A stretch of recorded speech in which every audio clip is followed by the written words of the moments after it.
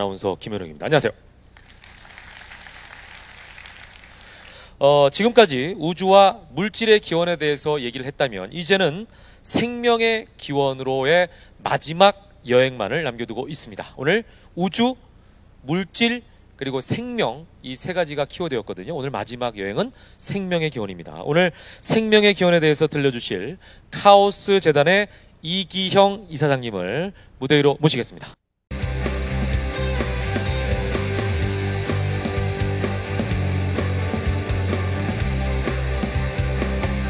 어서 오십시오. 반갑습니다. 네. 자, 우리 카오스의 이기형 이사님 좀 소개해드리겠습니다. 이사장님은 굴지의 기업을 일구신 경영인, 회장님이시면서 물리 천문학을 전공하신 열렬한 과학도이십니다. 해서 아마 어쩌면 카오스 재단을 또 만드시지 않았을까 이런 생각이 듭니다. 그런 열정 때문에.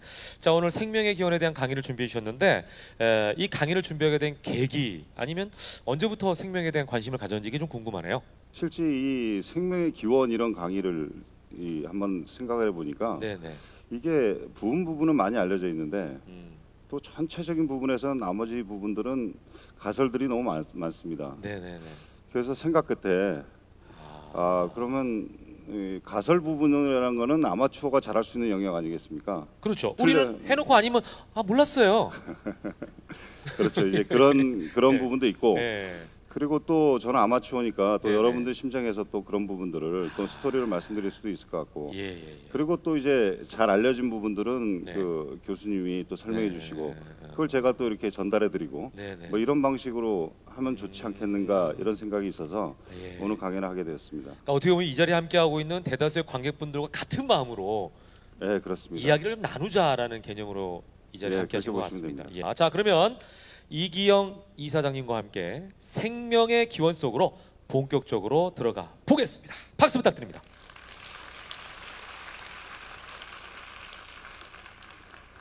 여러분 수학에서 비례식 아시죠? 여기 제가 만든 비례식이 있습니다. 우리는 아까 강연을 통해서 허블의 법칙이 우주가 팽창하고 있다는 것을 알려준다는 사실을 알았습니다.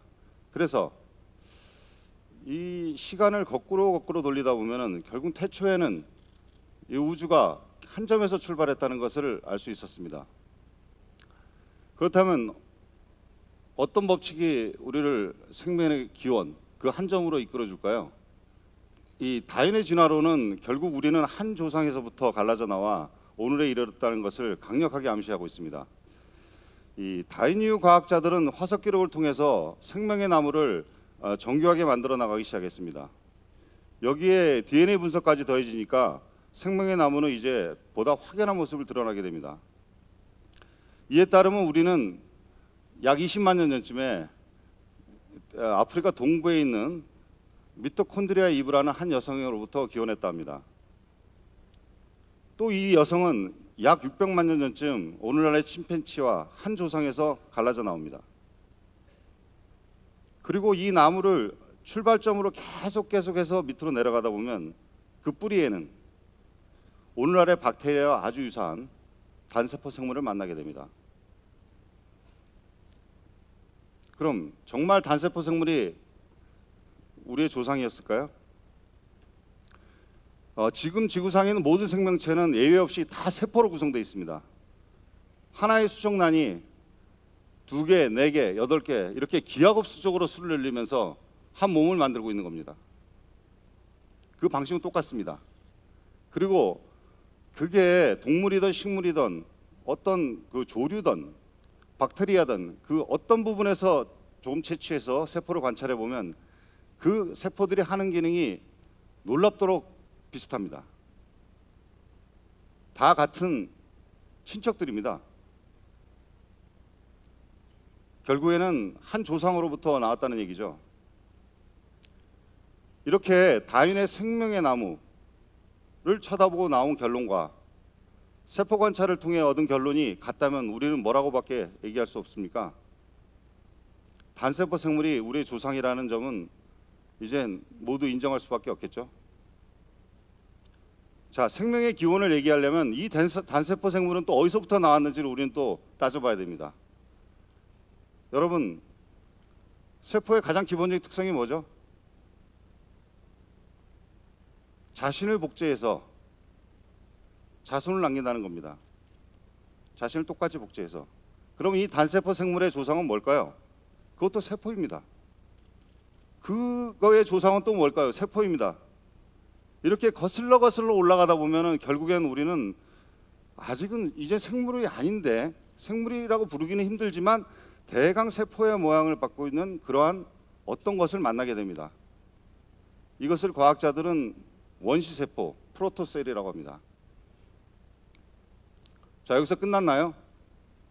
또 이건 어떻게 만들어졌나요? 이렇게 물어봐야 됩니다. 또 다시. 어려운 얘기입니다. 이제부터는 전문 분야라서 서울대 노정희 교수님의 말씀을 먼저 듣고 제가 그것을 잘 여러분께 풀어드리도록 해보겠습니다. 노정희 교수님, 최초의 세포는 어떻게 만들어졌나요?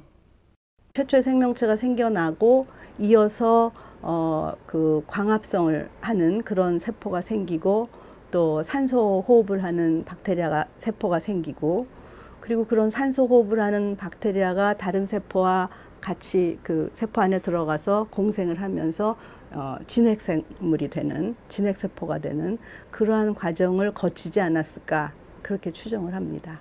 원시세포 중에서 조금 더 자주 그리고 좀 더 잘 복제하는 그러한 변이가 일어난 세포가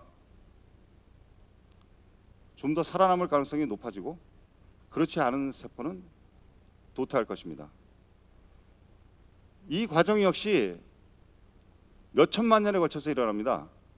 그래서 복제 물질은 오늘날의 DNA와 아주 유사한 구조를 갖게 되고, 생체막 역시 그 안의 내용물을 더 잘 보존할 수 있는 형태로 진화하게 됩니다.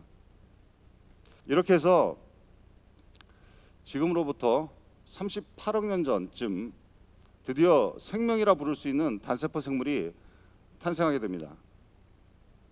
이 단세포 생물이 지금처럼 복잡하고 다양한 어떤 생물종으로 발전하게 된 가장 중요한 그런 어떤 핵심적인 역할을 했던 주인공, 즉 다시 말해서 광합성과 산소 호흡에 대해서만 알아보도록 하겠습니다. 다시 노정희 교수님께 여쭤보겠습니다. 그 과시광선의 빛을 받아서 그거를 이제 그 화학 에너지로 바꿀 수 있는 그런 광합성 그 작용을 할 수 있는 광합성 세균이 이제 출현을 하게 되면서 이제 지구상에 그 산소도 많이 생기게 되었죠. 그리고 유기물도 굉장히 풍부하게 됐죠. 그러면서 이제 생명체가 진화할 수 있는 그런 좋은 여건이 만들어졌다고 볼 수 있습니다. 자, 교수님 말씀대로 일단 생물이 태양 에너지를 이용하게 되면 이들 광합성 생물이 이 지구상에 폭발적으로 증가하게 됩니다. 이어서 이들 광합성 생물을 먹고 사는, 먹이로 하는 생물 역시 폭발적으로 증가하겠죠. 지금 지구를 거의 뒤덮고 있는 식물이 없다면 어떨까요? 어떻게 될까요? 또 지금 식물성 플랑크톤이 바다에다 사라진다면 어떻게 될까요? 그걸 먹고 사는 종, 또 그것을 먹고 사는 종, 그 이후에 먹이사슬에 있는 종들은 아마 다 사라질 겁니다. 광합성 생물이 부산물로 내뿜는 산소 역시 진화를 매우 가속시킵니다. 광합성으로 원시 지구의 대기와 바다에 산소 가득 차게 되면 산소 호흡을 하는 생명종이 또 출현하게 됩니다. 이렇게 되면 산소 호흡을 하는 종들은 그렇지 못한 종에 비해서 엄청난 에너지를 더 갖게 됩니다. 진화의 속도에서 보면 마치 비행기와 자동차를 타고 가는 것과 비행기를 타고 가는 것 같은 속도의 차이를 보이게 됩니다. 많은 얘기들이 되고 있는데요. 지금도 외계 어딘가 생명체가 있을 수도 있다고 합니다. 하지만 만약 이들이 태양 에너지를 이용 못해서 광합성을 할 수 없었고, 그래서 또 산소 호흡을 활용하는 그런 식의 어떤 에너지 활용을 하지 못했다면 이들은 아마도 아직 단세포 생물 단계를 크게 벗어나고 있지 못할 겁니다. 자, 지금 우리는 지금까지 생명의 탄생의 비밀을 살짝 엿보았습니다. 아직도 풀리지 않는 수수께끼는 너무도 많고 이거는 아마도 미래 세대의 몫일 겁니다. 대신 저는 오늘 기원이라는 공연의 진정한 주제에 대해서 잠깐 말씀드릴까 합니다. 그것은 바로 호기심과 상상력입니다. 과학은 호기심에서 싹트고 상상력으로 꽃을 피우는 나무라고 합니다. 그리고 인류 진화에 있어서 더 많은 호기심과 상상력을 가진 그런 개인과 집단이 큰 성공을 거뒀듯이 저도 과학에 대한 사랑이 큰 나라가 더 큰 성공을 거둘 거라고 믿고 있습니다. 경청해 주셔서 감사합니다.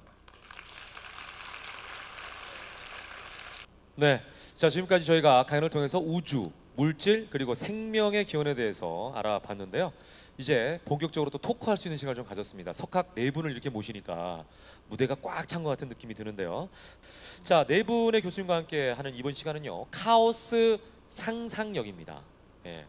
이 시간은 앞선 강의에 대해서 관객 여러분께서 보내주신 질문을 허심탄회하게 얘기해보는 시간을 갖도록 하겠습니다. 여러 가지 질문들이 들어와 있는데 아마 여기 계신 네 분이 놀랄 수도 있습니다. 당황할 수도 있고요. 굉장히 철학적인 질문들도 있을 수가 있거든요. 좀 마음의 준비를 해주시기 바랍니다. 사전에 미리 네 분께는 저희가 질문을 드리지 않았습니다. 왜냐? 그래야 즉석에서 당황하시죠? 농담이고요. 그만큼 준비가 돼 있는 분들이기 때문에 저희가 이 자리에서 함께 논의해보고자 질문을 드리지 않았는데 한번 보도록 하겠습니다. 자, 먼저 첫 번째 질문부터 확인해 보겠습니다. 교수님들께서는 우리 인간이 138억 년 전에 빅뱅, 그러니까 우주 대폭발로 인해 발생한 물질에서 시작된 것이라고 하셨는데요. 그러면 빅뱅을 발생시킨 에너지는 무엇일까요? 또 생명의 최후는 어떻게 되는지 궁금합니다. 자, 이 질문에 대해서 누가 말씀해 줄 수 있을까요? 빅뱅을 위한 에너지는 어디에서 왔을까? 빅뱅을 위한 에너지는 어디서 왔을까요? 참 네. 궁금하죠. 예, 저도 궁금한데요. 빅뱅의 에너지가 어디서 왔는가를 생각하려면 빅뱅 이전을 생각을 해야 됩니다. 생각을 해보시면 과연 빅뱅 이전은 무엇일까라고 하는데, 사실 물리학적으로 말씀을 드리면 빅뱅은 시간의 시작입니다. 그러니까 그 이전이라고 하는 걸 생각하는 너무 어려운 거거든요. 굳이 물리학적 티를 조금 내자면, 얼마 전에 아마 인터스텔라라는 영화를 보셨을 텐데 중력이 있으면 블랙홀 같은 데서는 시간이 느리게 간다고 하잖아요. 빅뱅을 거꾸로 축소를 시켜서 생각을 해보면 시작점이라고 하면 엄청나게 무거운 게 거기 있는 거거든요. 그러니까 뒤로 가면 갈수록 시간이 천천히 갑니다. 그래서 거의 끝 지점에서는 시간이 안 간다고 생각하시면 되는 거죠. 그렇기 때문에 그 전의 시간이라는 것은 애매한 상황이 되는 거고요. 그렇기 때문에 어디서 왔느냐라고 하는 것은 전문가이신 우종학 교수님에서 답변을 하지 않을까라고 생각을 합니다. 정 교수님 밑밥을 까시고 이쪽으로. 네, 그 모든 그 부담감을 저한테 다 주신 것 같은데요. 예, 사실 그 빅뱅이라고 하는 그 시점 자체에 대해서는 사실 우리가 그 과학으로 접근하기가 굉장히 어렵습니다. 그래서 예. 그 대폭발에 대해서 우리가 잘 모르기 때문에 그냥 빅뱅이라는 이름을 붙인 건데요. 네, 네. 어떤 면에서는 과학이 수학과하고 다르게 이제 우리가 관측하고 데이터를 얻어야 되는데 그 빅뱅 시점은 이제 특이점이라고 해서 네. 우리가 그 사실은 이제 데이터를 얻기가 어려운 점이라 우리가 모르는 점이 아주 많이 있는 것 같습니다. 거기에 대해서는 결론적으로 확실하게는 잘 모른다. 예. 결론이 그거네요. 아니 우리가 한 2분 얘기했는데 지금 결론은 모른다. 네. 뭐 때문에 이게 폭발했느냐 이건 아직 밝혀지지 못한 거네요, 그죠? 가령 이제 우주가 아주 작았으니까 네. 이제 양자역학의 지배를 받고 어떤 그 진공 에너지 같은 것이 이제 우주를 밀어내는 힘을 발휘했을 것이다라고 하는 이론 물리학적인 이제 아이디어들이 있습니다. 아 추측. 예, 여러 가지 뭐 아. 촉근 이론도 있고 한데요. 네네. 그러나 이제 아주 경험적으로 면밀하게 엄밀하게 밝혀졌다고 하기에는 네네. 아직은 좀 잘 모르는 것이 많다. 예. 그 뭐 모르는데 안다고 할 수는 없으니까 계속 연구 중인 거네요, 어떻게 보면. 요거는 알 수 있을 것 같아요. 우리는 어디로 가는가? 생명의 최후에 대해서는 이 교수님 좀 말씀해 줄 수 있을까요? 시작보다는 끝은 좀 끝은 알 수가 있잖아요, 우리가 같습니다. 그죠? 예. 네. 이건 좀 확실하죠? 죽는 거죠. 예. 그러니까 한 사람 개인한테는 자신의 죽음, 그다음에 이제 인류가 멸망할 것인가 뭐 이런 질문은 또 우종학 교수님한테 여쭤봐야 될 것 같고요. 지구의 소멸과 함께 예. 그러니까 사람 한 사람의 수명이 얼마인가에 대한 얘기는 예. 요새도 많이 나와요. 근데 제가 이제 그 유전자 조작하는 아주 그 예쁜 동물 마우스 가지고 일을 하는데, 걔네들이 환경이 아주 깨끗한, 정말로 아무런 미생물의 접촉도 없는 곳에다 키우거든요. 네. 그 실험을 위해서. 그래도 죽습니다. 2년이란 딱 수명이 정해져 있어요. 그러니까 수명이라는 것이 있죠. 그 수명을 결정하는 것이 그 인간 같으면 이제 염색체 말단의 텔로미어라는, 제가 강연에서도 했었는데 기원에 네, 네, 네. 이 신발의 끈 끝에 묶는 것 같은 그 텔로미어의 길이, 그다음에 미토콘드리아에서의 ATP 합성, 그다음에 뭐 대사 이런 것들이 결정을 해요. 그래서 환경에 영향이 없었을 때 인간의 수명을 예측한 바에 의하면 아마 200년이 훨씬 넘을 거고 뭐 그런 얘기들을 하는데 문제는 환경의 영향을 우리는 항상 받죠. 생명은 항상 환경과 상호작용을 하니까 그래서 네네. 아마도 그 생명체가 가지고 있는 100%의 수명을 다하지 못하고 우리가 이제 죽게 되는 건데 네네. 환경 오염도 있을 것이고 전쟁 등등 인간들이 노력해야 되는 것이 훨씬 더 많은 것 같습니다. 우리 이기영 회장님께서 또 강연을 하셔서 네네. 진화의 끝이 과연 우리 사람일까? 전 그런 생각이 들어서요. 이 끝이 네. 과연 우리의 수명이 과연 끝인 것인가? 예. 이 이후에 다른 생명체가 또 진화돼서 나올 것인가? 저는 예. 그런 궁금증이 조금 생겼습니다. 그러네요. 아까 그 질문이 그냥 단순히 우리가 어느 정도 사느냐 이게 아니라 네. 우리 다음에 인간 이후의 제너레이션은 뭐냐 이런 생각도 드네요. 또. 예. 자, 여기에 대한 그 해답은 확실하게 얻었다는 생각을 하고 다음 질문 한번 가보도록 하겠습니다. 연력학 법칙 중에 엔트로피 법칙에 따르면 모든 변화는 질서에서 무질서로 진행이 되고 그 반대로는 진행이 안 된다고 하던데 그러면 아메바 같은 단세포에서 그 인간처럼 복잡한 생명체로 진화가 된다는 건 이 법칙에 어긋난 게 아닌가요? 이거 어떻게 생각하시는지 김성희 교수님께 먼저 여쭤볼게요. 네, 우리 모두가 박테리아에서 출발했다니까 아마 굉장히 그 격한 반응을 보이실 것 같은데 과학에 이렇게 친절하지는 않은 것 같습니다. 그런데 사실은 내용을 들여다보면 연력학 법칙이라는 것은 이해를 하는 것이 굉장히 그 조심을 요하는데요. 연력학 법칙은 워낙 일반적인 법칙이고 광범위하게 적용이 되다 보니까 그걸 제대로 이해하는 것이 필요한데 분명히 자연계는 질서에서 무질서로 나가려는 경향은 있습니다. 무질서하게 됩니다. 그래서 진화를 마치 거기에 반대되는 것처럼 이해하기 쉬운데 단서가 있습니다. 연력학 법칙에서 엔트로피가 증가하는 질서에서 무질서라는 그 법칙은 고립된 계에서만 적용이 됩니다. 그래서 만약에 우리가 아주 원시적인 생물이 완전히 독립돼 있다고 그러면 그걸 적용할 수 있겠지만 사실은 그렇지 않죠. 네. 생물이 진화해 나가는 데는 음식도 먹고 모든 변화를 겪어야 되니까 고립계는 아닙니다. 그렇죠. 고립계가 아닌 데서는 에너지를 섭취해서 오히려 더 무질서한 데서 에너지를 섭취해서 질서가 있는 방향으로 엔트로피가 줄어드는 방향으로 갈 수도 있습니다. 그걸 자유에너지라고 그러는데요. 자유에너지가 줄어드는 방향으로 갈 때는 에너지를 섭취해서 오히려 질서가 더 잡히는 방향으로 갈 수도 있기 때문에 네. 반드시 연력학 법칙이 진화론을 부정하는 것은 아닙니다. 그러네요. 그러니까 네. 상반되는 얘기는 아니다라는 아닙니다. 얘기네요. 네. 예. 자, 여기서 제가 하나 궁금한 게 생겼는데요. 아까 그 이기영 이사님께서도 강의를 하실 때 제가 궁금했던 부분이에요. 사실 우리는 DNA라는 표현을 많이 쓰고 또 RNA라는 얘기도 많이 듣는데 이 DNA와 RNA가 과연 어떤 차이가 있는지를 잘 모를 경우가 있어요. 이거는 네. 이 박사님께서 좀 설명해 네. 주시는 게 좋을 것 같습니다. 예, 그 핵산의 두 가지인데요. 네네. 그 핵산이 유전 물질입니다. 근데 그 중에서 정확하게 우리의 유전자는 DNA예요. 데옥시라이보뉴클레익 애시드고 RNA는 데옥시를 뺀, 즉 그러니까 DNA는 RNA에 있는 이제 산소가 하나 없는 거죠. 그래서 말하자면 그 닭이 먼저냐 달걀이 먼저냐에서 네. 닭과 달걀을 다 할 수 있는 것이 RNA이기 때문에 RNA가 생명 출현에 있어서 먼저 나왔을 것이고 거기서 변형된 형태의 DNA가 나왔고 그 두 가닥의 DNA가 유전 정보가 유지하도록 훨씬 더 구조적으로 안정함으로 DNA가 우리의 유전자가 됐다라고 지금 생각을 하고 있는 것이죠. 그래서 완전히 사촌도 아니고 거의 이란성 쌍둥이에 가까운. 그러니까 RNA와 네. DNA는 쌍둥이다. 그러니까 이제 DNA가 RNA 만들고 RNA가 단백질을 합성하도록 하죠. 네, 그래서 네. 중간 매개체이면서도 또 완전히 자기 형을 따라서 다니는 아주 중요한 핵산 인자입니다. 제가 지금 복잡한데 한번 제가 좀 정리를 해볼게요. 그러면 네. RNA와 DNA는 쌍둥이 같은 존재인데 뭐 DNA는 이해하지 변신을 못하기 때문에 RNA 형태로 복제를 해서 다시 또 DNA를 만들어내게 되고 뭐 이렇게 되는 건가요? 정리하자면 말하자면 그 단백질의 기능과 DNA 기능을 둘 다 할 수 있는 애가 무엇일까라고 예, 생각하면 예. RNA밖에 없을 거라고 이제 원시 세포에서 생각을 할 수 있었던 거죠. 네, 네. 일부는 실험적으로 재현이 된 바가 있어요. 예. 현재도 그 네. 시험관에서. 그래서 네. RNA하고 DNA는 매우 유사하고 사회자께서 혼돈하시는 건 너무나 당연합니다. 당연한 거예요? 예, 예. 나만 그런 줄 알았네. 예. 이 분자 생물학자한테 엄청나게 중요한 예. 문제이고요. 자, 이제 마지막으로 우리 바 교수님. 여기서 바는 바람잡이라는 뜻입니다. 예, 정 교수님 어떠셨어요? 실제로 오늘 제가 느낀 거는 말씀하신 것처럼 정말 재미있는 과학 강연이었고 이런 자리가 좀 더 자주 있었으면 좋겠다는 생각을 하고요. 그리고 보시면 아시는 것처럼 아직도 질문이 답이 안 나온 질문들이 너무너무 많습니다. 여기 네. 학생분들이 그거에 대한 관심을 가지고 과학을 전공을 해서 향후에 아마도 카우스 재단은 계속될 거라고 생각합니다. 이 자리에 앉으셔서 저와 같은 역할을 할 수 있는 그런 분들이 나오셨으면 좋겠다고 생각을 합니다. 네, 아우 정말 오늘 즐거운 콘서트를 만들어 주셨습니다. 네 분에게 큰 박수 부탁드리겠습니다. 고맙습니다.